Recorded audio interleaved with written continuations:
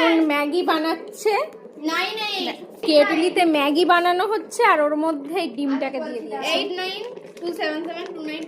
এই যে spicy Maggi Chinese.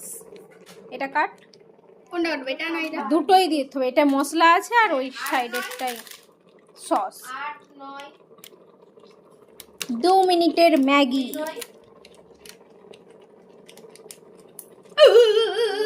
আর একটু বেশি করে কাট এটা, তাহলে তাড়াতাড়ি হয়ে যাবে।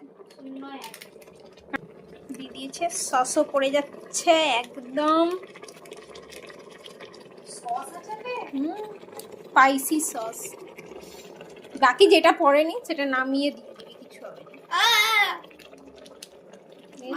লাল কালার, আর কিছু করতে হবে না।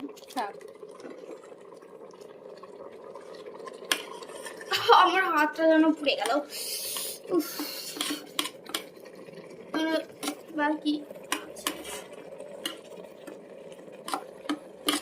গন্ধটা সুন্দর হয়েছে,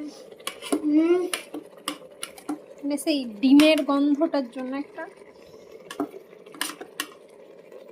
আমাদের বাকি হয়ে গেছে। হয়নি, ম্যাগি বানাচ্ছি আর এখানে ধোঁয়া হয়ে গেছে ম্যাগির ওইটা থেকে পুরো ঘরে ধোঁয়া। এইটা হচ্ছে চাইনিজ ম্যাগির আসল কামাল।